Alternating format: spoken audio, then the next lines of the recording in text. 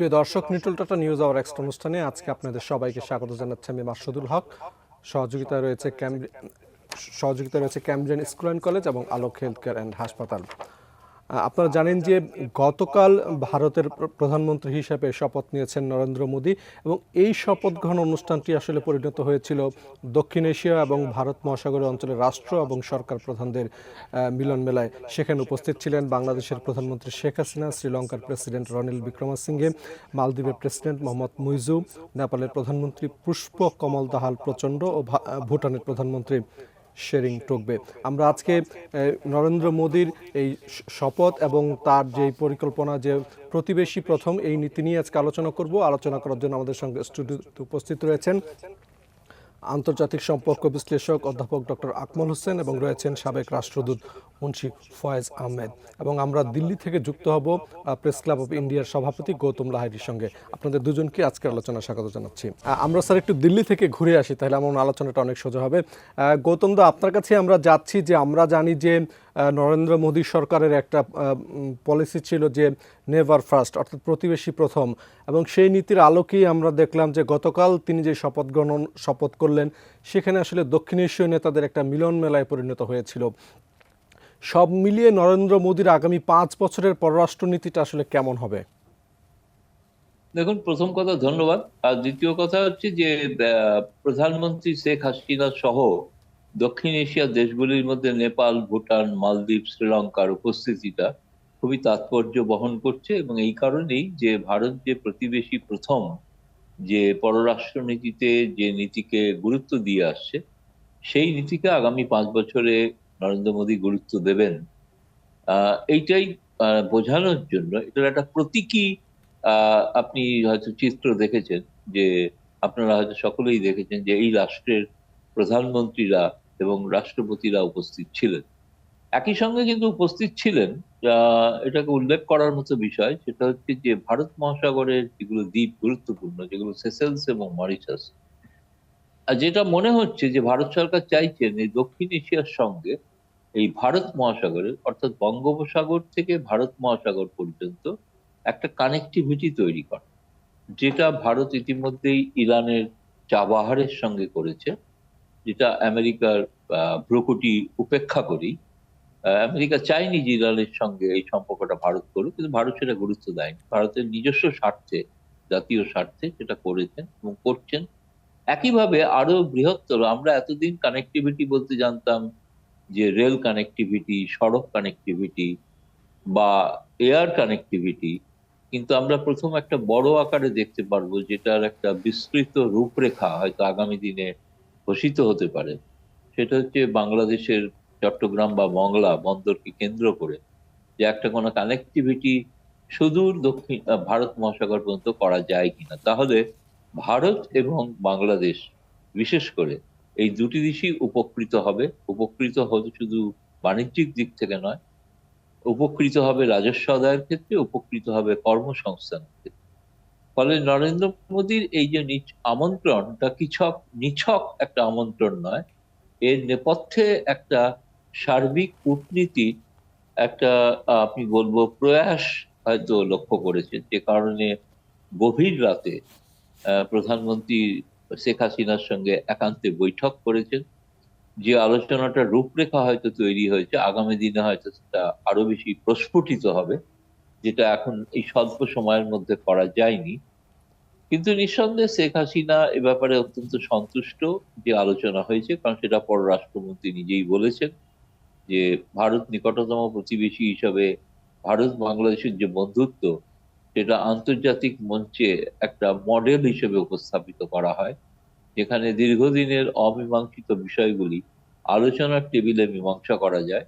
স্থল সীমান্ত চুক্তি বা সামুদ্রিক সীমানা, হয়তো অমীমাংসিত বিষয় আরো কয়েকটি রয়েছে, এবং এগুলো আমরা দৃঢ়ভাবে বিশ্বাস করি যে এগুলো দুই দেশের সদিচ্ছায় এটা কিন্তু একদিন সফল হবে, এবং বা এই ব্যাপারে একটা নিষ্পত্তি হবে বলে আশা করা যায়। সেই লক্ষণ আমরা দেখি। তাদের একটা প্রশ্ন তো উঠতেই পারে যে ভারত এই নীতিটা আসলে কেন নিচ্ছে? সেটা কি বন্ধুত্বের জন্য, নাকি প্রতিবেশীদের উপর প্রভাব বিস্তার বা ব্যবসা বাণিজ্যের জন্য? দেখুন, সবচেয়ে প্রথমেই বলবো যে ভারত কোনো প্রভুত্ব বিস্তার করে না। এবং আপনারা যে স্থল সীমান্ত চুক্তি দেখেছেন, সেখানে ভারত 10,000 একর জমি খুইয়েছে। বাংলাদেশ 111টি ছিটমহল পেয়েছে, ভারত পেয়েছে তার থেকে কম। দ্বিতীয় কথা হচ্ছে, বাংলাদেশের যে ভৌগোলিক অবস্থান, সেই অবস্থানটা ভারতের নিরাপত্তার পক্ষে অত্যন্ত জরুরি। এখানে সুখী, সমৃদ্ধশালী, প্রগতিশীল বাংলাদেশ ভারতের নিরাপত্তার জন্য প্রয়োজনীয়। ফলে এই জন্য বাংলাদেশে সবসময় একটি প্রগতিশীল সরকারের পক্ষে ভারত থাকে এবং ভারত থাকার চেষ্টা করে। আহ আপনি যেটা বলছেন যে কোনো প্রভুত্ব বিস্তারের কোনো লক্ষণ নেই এখানে। ভারতের নিরাপত্তা সংক্রান্ত কিছু বিষয় হয়তো আছে, কিন্তু সেই বিষয়গুলোতে আমার মনে হয় না দুই দেশের সম্পর্ক যে রক্তের বন্ধনে যেটা তৈরি হয়েছে, সেটা সহজ অন্য কোনো দেশের সঙ্গে এটা তুলনা করা যায় না। অন্য কোনো দেশের সঙ্গে সম্পর্কের বিনিময় ভারত বাংলাদেশ সম্পর্ক কোনোভাবে ক্ষতিগ্রস্ত হবে, এটা ভারত বা বাংলাদেশ কেউই কিন্তু চায় না। আমার যেটা মনে হয় যে ব্যবসায়িক বা বাণিজ্যের কথা বলেছেন, যে প্রবাদই আছে যে বাণিজ্যে বসতে লক্ষ্মী, আমরা যেটা বুঝি মানে বাণিজ্যের মাধ্যমেই সমৃদ্ধির বিস্তার। ফলে নিঃসন্দেহে বাণিজ্যের একটা প্রয়োজন আছে এবং বাণিজ্যিক স্বার্থ নিশ্চয়ই একটা বড় বিষয়। এটা উভয় দেশের মধ্যে অভিন্ন স্বার্থ রক্ষা করে কিভাবে করা যায়, সেটার লক্ষ্যে হয়তো এই স্বল্প সময়ের মধ্যে একটা রূপরেখা তৈরি করা গিয়েছে। জি দাদা, অশেষ অশেষ ধন্যবাদ আপনাকে। আপনি অনেক ব্যস্ততার মধ্যে ধন্যবাদ, আমাদেরকে ধন্যবাদ। সময় দিয়েছেন। আকমল স্যার, আপনার কাছ থেকে শুনতে চাইবো যে মানে গতকালকে যে রাষ্ট্র এবং সরকার প্রধানরা এই শপথ গ্রহণ অনুষ্ঠানে উপস্থিত ছিলেন, এইটাতে আসলে মানে মোদি কি বোঝাতে চেয়েছেন? দেখুন, এই যে নেইবার ফার্স্ট, এই যে মোদি সরকারের নীতি, এটা এবারই না, গতবারও যখন উনি নির্বাচিত হয়ে এই কথাটাই বলেছেন। তার মানে 2014 থেকেই কিন্তু আমরা এই বিষয়টা নিয়ে ভারতীয় সরকারি মহলে যেমন, আবার যেটা একাডেমিক মহলে আপনার আলোচনা হতে দেখেছি। আমি নিজে জেএনইউতে একটা সেমিনারে গিয়েছিলাম 2014-তে, তো এই একই রকম বিষয়ের উপরে সেমিনারটা হয়েছিল। তো এখন ভারত তার প্রতিবেশীদের সাথে সম্পর্ক তৈরি করবে, গুরুত্ব দেবে, অগ্রাধিকার দেবে, এটাই খুব স্বাভাবিক। কারণ ভারতের এখানে এই অঞ্চলে ভারতের একটা যে স্বাভাবিক প্রাধান্যশীল ভূমিকা, সেটা ভারত নিজে এই ভূমিকা বজায় রাখতে চায়। তার মানে ভারত একটা জিনিস আমরা জানি যে তার ফরেন পলিসিতে বরাবরই বাইল্যাটারালিজমে বিশ্বাস করে। কখনোই ভারত মাল্টিল্যাটারালিজমের কথা বলতে চায়নি, এবং যে কারণে ভারতের সাথে তার প্রতিবেশীদের দ্বন্দ্বে বাইরের কোনো কেউ হস্তক্ষেপ করুক, সেটা কখনো ভারতীয় নেতৃত্ব মানতে চায়নি।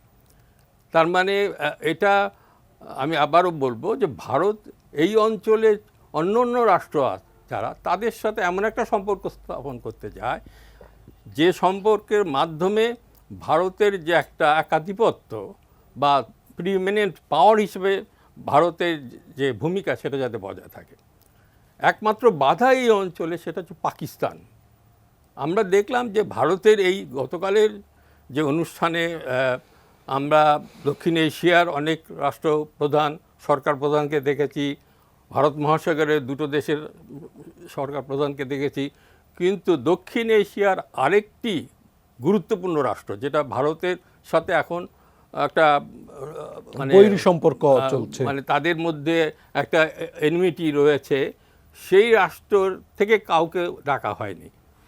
অথচ প্রথমবার নরেন্দ্র মোদী যখন নির্বাচিত হয়েছিলেন, সে সময় কিন্তু পাকিস্তানের তখনকার প্রধানমন্ত্রী নিয়াজ শরীফকে ডাকা হয়েছিল এবং তিনি এসেছিলেন।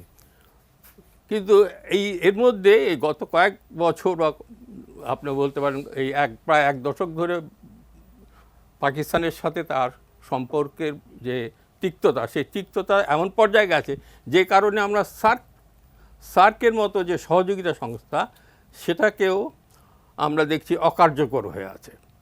আর আমি আরেকটা কথা বলবো যে সম্পর্ক, রাজনৈতিক সম্পর্ক বা রাজনীতিতে কোনো আবেগের প্রশ্ন নাই।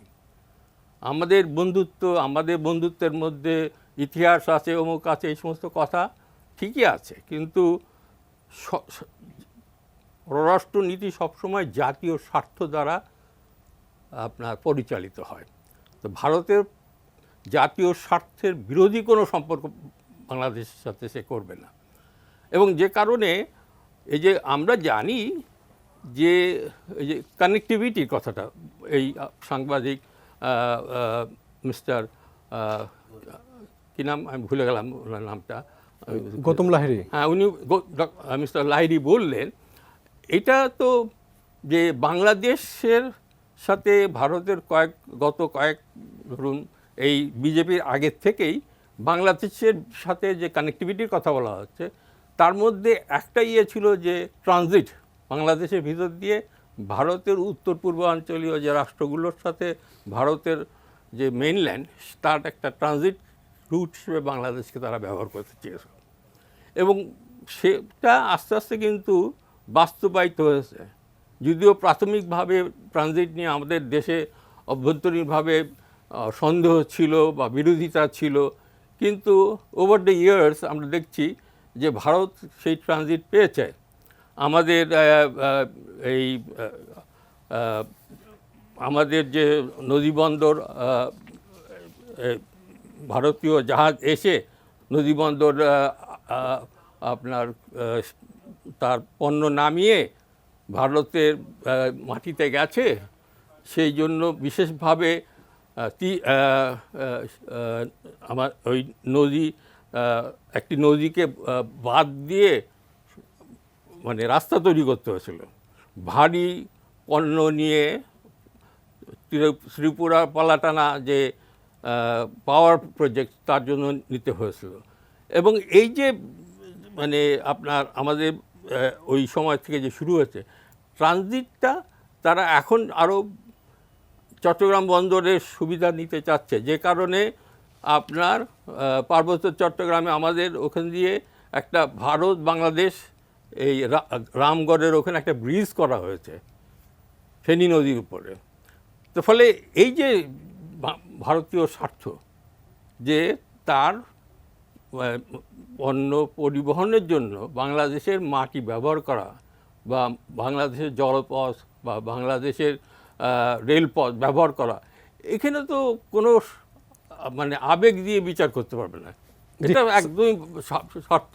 জি স্যার, আমরা একটু স্যারের কাছ থেকে শুনতে চাই যে স্যার গতকাল রাতে দুই প্রধানমন্ত্রী বৈঠক হয়েছে এবং সেটার ব্যাপারে পররাষ্ট্রমন্ত্রী যে কথাটি বলছেন যে এই বিদ্যমান এই দ্বিপক্ষীয় সম্পর্ক আরও দৃঢ় করার জন্য আগ্রহ প্রকাশ করেছেন, এবং এটা নিয়ে হয়তো পরবর্তীতে আমরা আরও বিস্তারিত আমরা হয়তো জানতে পারবো। আপনার কাছ থেকে একটু শুনতে চাইবো যে বাংলাদেশ ভারত সম্পর্কটা আগামী 5 বছরে কিভাবে এগিয়ে নেওয়া সম্ভব।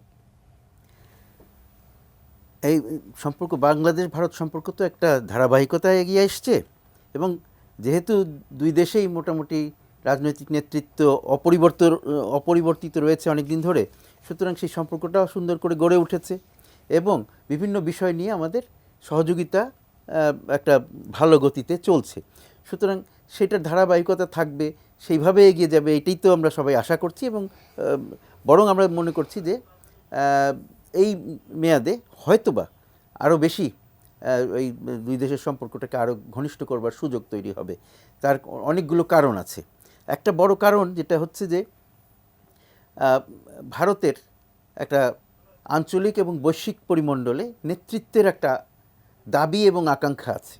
দাবি এই জন্য বলছি যে তারা বিশাল একটি দেশ, পৃথিবীর সবচেয়ে জনবহুল দেশ এবং বিশাল এক গণতন্ত্র, তার একটা বিরাট ভাবমূর্তি বিশ্বে আছে। যদিও গত কয়েক বছর ধরে সেই ভাবমূর্তিতে কিছুটা চিড় ধরেছে তাদের বিভিন্ন নীতির কারণে, তাদের বেশি চরমপন্থী নীতি, সাম্প্রদায়িকতার প্রতি তাদের একটা ইয়ের ব্যাপারে আগ্রহ দেখে, কিন্তু তারপরেও ভারতের গুরুত্ব তো আর কমিয়ে দেখা সম্ভব নয়।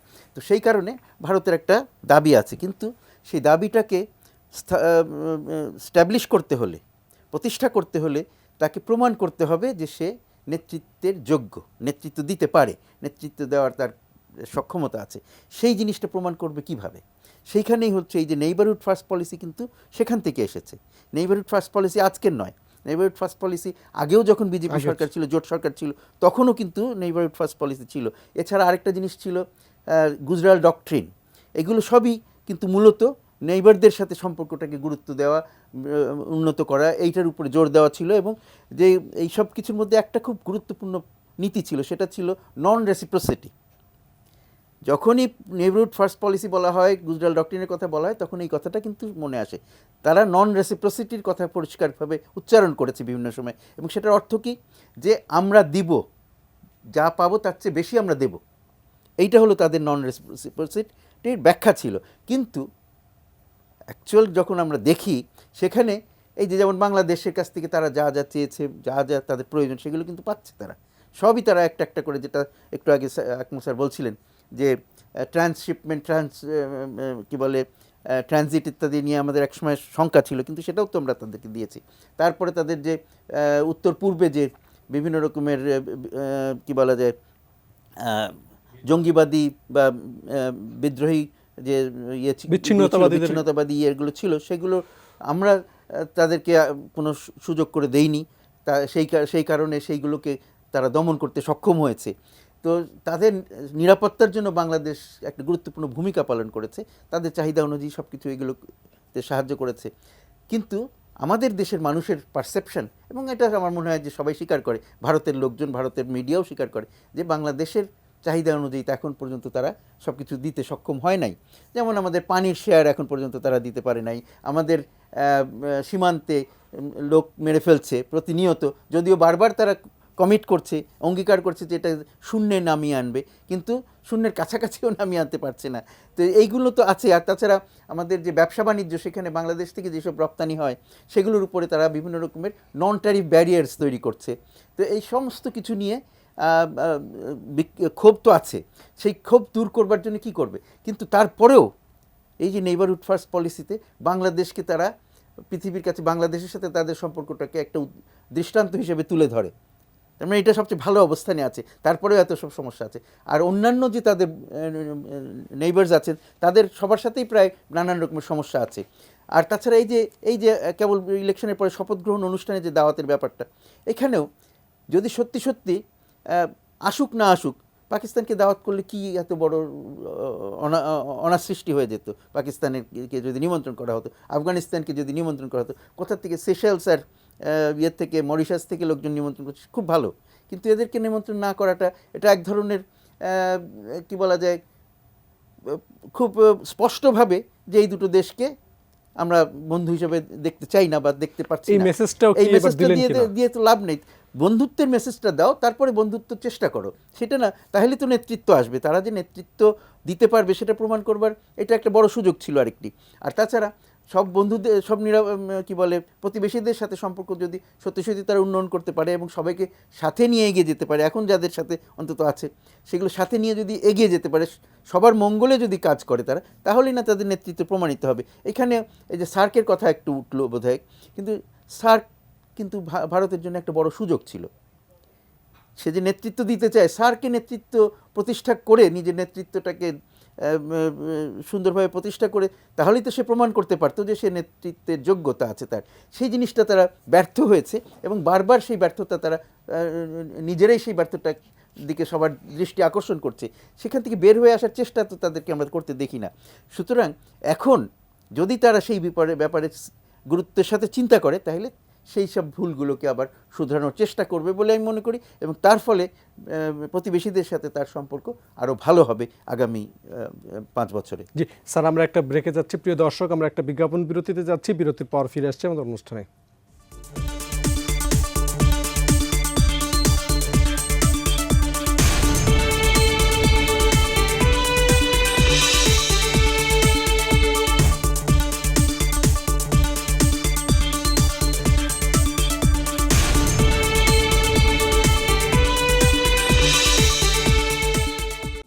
প্রিয় দর্শক, বিজ্ঞাপন বিরতির পর আমরা আবারও ফিরে এলাম নিউট্রাল নিউজ আর এক্সট্রা অনুষ্ঠানে। স্যার, আপনার কাছে যেতে চাই যে আমরা তো অনেক দিন ধরেই তিস্তার পানি বন্টন চুক্তি নিয়ে আমরা আলোচনা করছি। সেটা এক সময় হয়তো চুক্তিটা হয়ে যাওয়ার মতো অবস্থা ছিল, কিন্তু পরবর্তী তারা হয়নি। ইন দ্য মিন টাইম আবার গঙ্গার পানি বন্টন চুক্তি যেটা, সেটাও 30 বছর হয়ে যাচ্ছে 2026 সালে। সব মিলিয়ে এই অমীমাংসিত ইস্যুগুলি আসলে সমাধানটা আসলে হবে কিনা এই দুই সরকারের আমলে? আমি বলবো যে তিস্তা নিয়ে অনেক ধরনের খেলা হয়েছে। খেলা শব্দটা আমি ব্যবহার করছি খুব ইচ্ছাকৃতভাবে, যে 2011-তে কংগ্রেসের তখন শাসন, ডক্টর মনমোহন সিং যখন এসছিলেন তখনই তিস্তা নিয়ে চুক্তি হয়ে যাওয়ার কথা ছিল, একটা চুক্তির খসড়াও ছিল, যে চুক্তিতে 47% পানি আমাদের প্রাপ্য বলে ভারত স্বীকার করেছিল, কিন্তু সেই সময় হয়নি। পশ্চিমবাংলার মুখ্যমন্ত্রী মমতা ব্যানার্জির মানে বাধার কারণে উনি আসতে চাননি, এবং এখনও তিস্তা কিন্তু হচ্ছে না।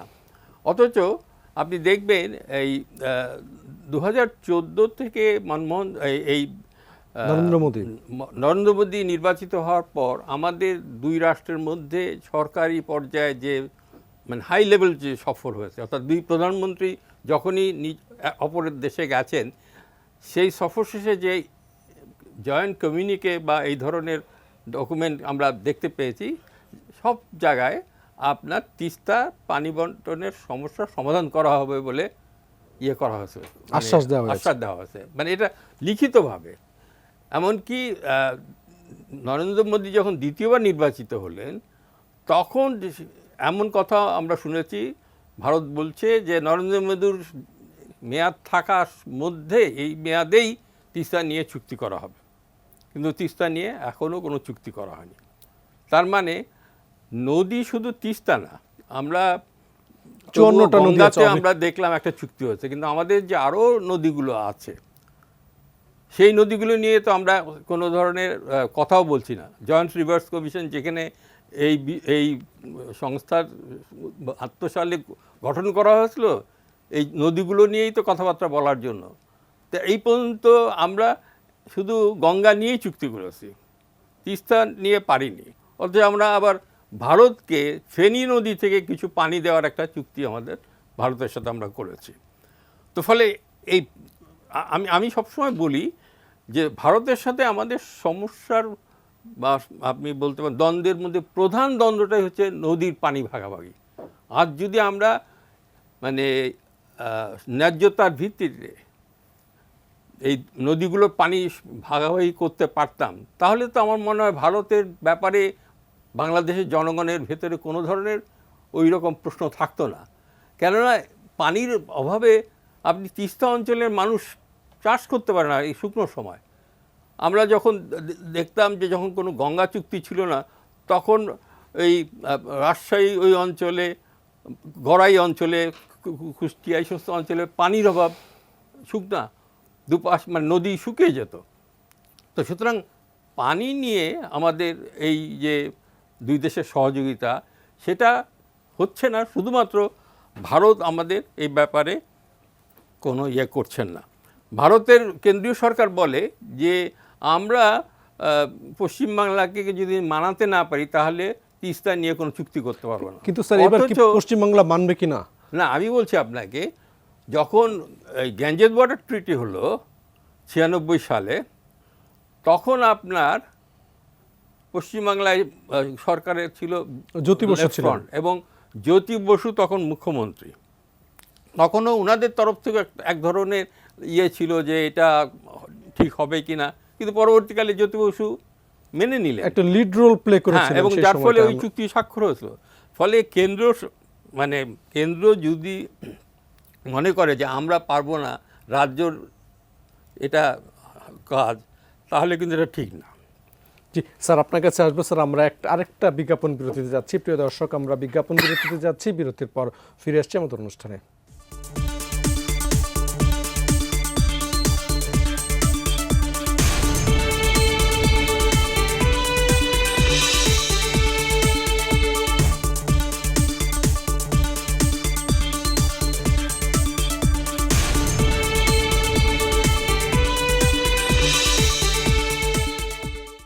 প্রিয় দর্শক, বিজ্ঞাপন বিরতির পর আমরা আবারও ফিরে এলাম নিউট্রাল টক নিউজ আর এক্সট্রা অনুষ্ঠানে। স্যার, আপনার কাছে যেতে চাই যে এইবার নরেন্দ্র মোদী যেভাবে ক্ষমতায় আসছেন, অর্থাৎ আমরা বলছি যে জোট সরকার, যেটা বলছি যে তার সংখ্যাগরিষ্ঠতা, একক সংখ্যাগরিষ্ঠতা নেই, যে কারণে একটু তুলনামূলক দুর্বল সরকার অন্য দুই মেয়াদের চেয়ে। ইন দ্য মিন টাইম আমরা পশ্চিমবঙ্গে দেখি যে তৃণমূল কংগ্রেস বেশ শক্তি নিয়ে এবার লোকসভায় গিয়েছে।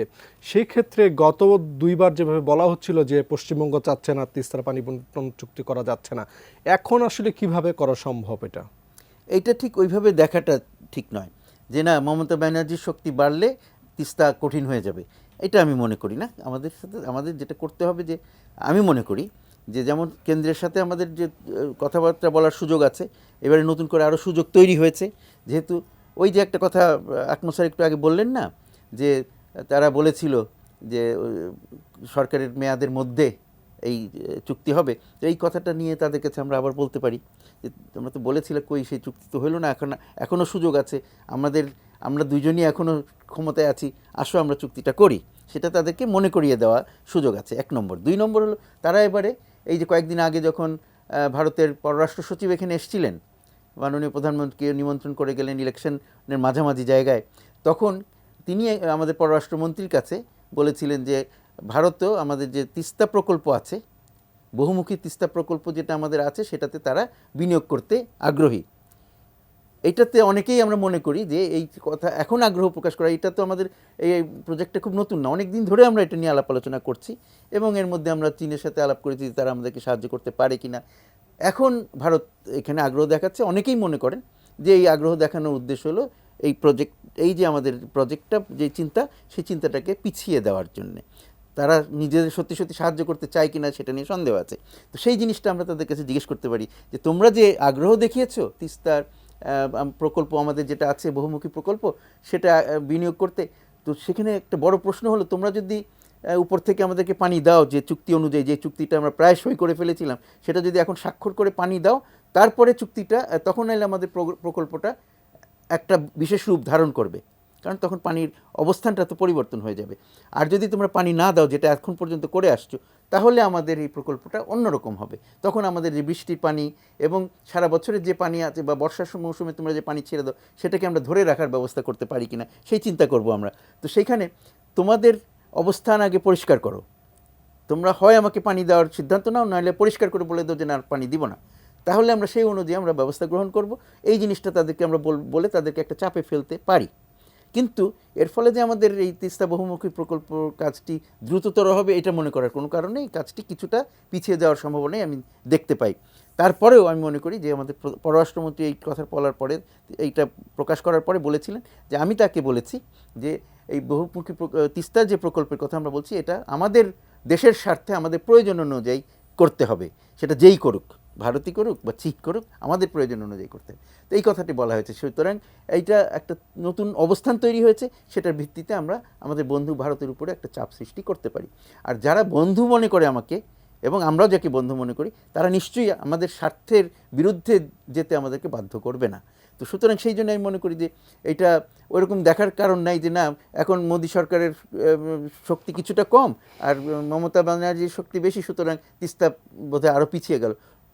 এটা একেবারেই মানে এই যোগসূত্রটা সঠিক নয়, এটার বিপরীত ঘটনাও ঘটতে পারে।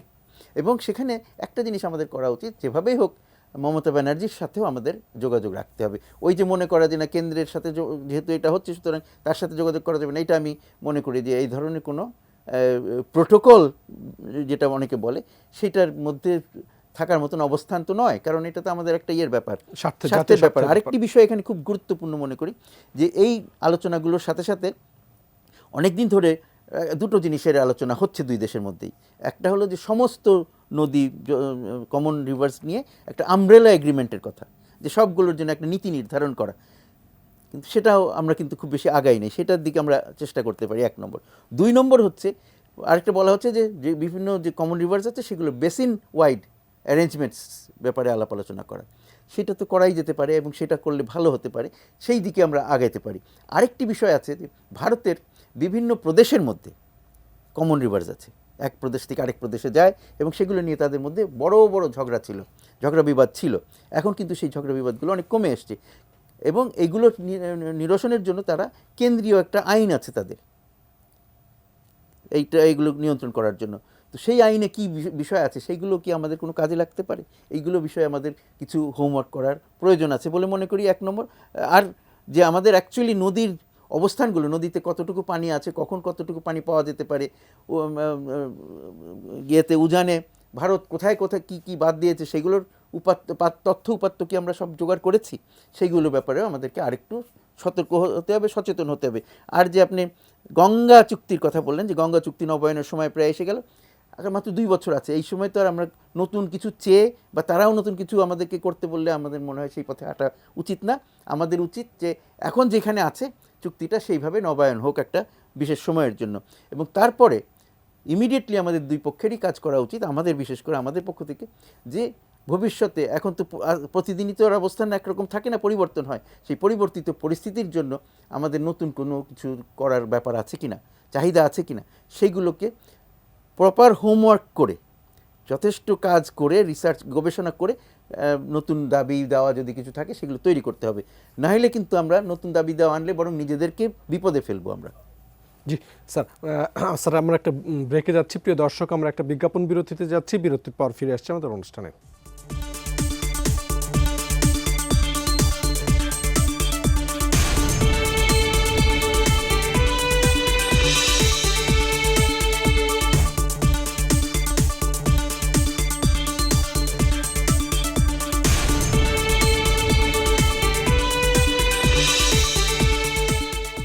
প্রিয় দর্শক, বিজ্ঞাপন বিরতির পর আমরা আবারও ফিরে এলাম লিটল টাটা নিউজ আওয়ার এক্সট্রা অনুষ্ঠানে। স্যার, আমরা একদম শেষ দিকে, স্যার আপনার কাছ থেকে আমরা জানতে চাইব, যেহেতু আমরা আলোচনা করছি যে ভারতের প্রতিবেশী প্রথম নীতি, মানে ভারতের সঙ্গে এই উপমহাদেশের অন্যান্য দেশগুলোর সঙ্গে সম্পর্কটা আপনি কেমন দেখতে চান? দেখতে চাই না, বর্তমানে কীরকম দেখতে চান আপনি 1 মিনিটের মধ্যে না, বলবেন। আমি তো বলবো যে ভারতকে নেতৃত্বে রেখে অন্য দেশগুলোর সাথে যদি ভারতের মানে একটা সুসম্পর্ক তৈরি হয় সেটা তো খুবই ভালো কথা। কিন্তু ভারতের সাথে কি আছে, মানে ধরুন আপনি শুধু পাকিস্তান না, আপনি নেপালকে কি বলবেন? নেপালের যে মানে সেটা কমিউনিস্ট পার্টি, এই বর্তমান কমিউনিস্ট পার্টি বা এর আগেও যারা ছিল তারাও কিন্তু ভারতের ব্যাপারে সন্তুষ্ট ছিল না। শ্রীলঙ্কায় আপনার ধরুন এখন ভালো হয়েছে, কিন্তু শ্রীলঙ্কার সাথেও তাদের ওই সময় তামিল বিচ্ছিন্নতাবাদ নিয়ে যখন হয়েছিল তখন সমস্যা তৈরি হয়েছিল। মানে মোট কথা আমি চাইব, মানে আমরা যে অঞ্চলে বাস করি সে অঞ্চলটা যদি স্থিতিশীল হয়, শান্তিপূর্ণ হয়, সেটা তো সব রাষ্ট্রের জন্যই ভালো।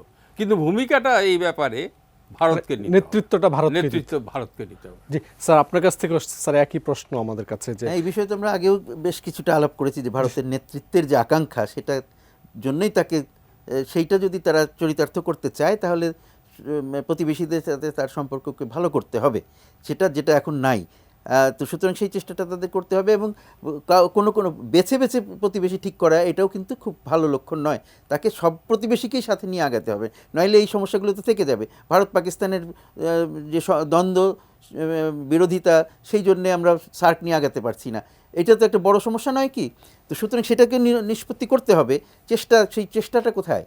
তারপরে আফগানিস্তানে এখন বিশেষ করে যেহেতু তালিবান সরকার এসছে, সুতরাং তার সাথে ভারত কাজ করতে পারছে না, কিন্তু পৃথিবীর আর সব দেশ করছে, বেশিরভাগ দেশই করছে, এমনকি মার্কিন যুক্তরাষ্ট্র এখন তাদের সাথে কীভাবে কাজ করা যায় সেই চিন্তাভাবনা করছে। তো সেখানে ভারত পিছিয়ে থাকলে ভারতেরই তো ক্ষতি, আর ভারতের ক্ষতি মানে আমাদের এই অঞ্চলের সবারই ক্ষতি। সুতরাং আমি মনে করি যে ভারতের যে নেইবারহুড ফার্স্ট পলিসি, সেটা সত্যিকার অর্থ বুঝে বা সেটাকে অনুধাবন করে, সেটা গুরুত্ব সহকারে সেটার যদি অনুসরণ করে ভারত, নিশ্চয়ই তাদের ভারতের মঙ্গল, আমাদের সবার মঙ্গল। জি স্যার, আপনাদের দুজনকে অশেষ অশেষ ধন্যবাদ। প্রিয় দর্শক, আমাদের আজকের অনুষ্ঠানটা আমরা এখানেই শেষ করছি। আপনারা ভালো থাকুন, সুস্থ থাকুন, এটিএন নিউজের সঙ্গেই থাকুন।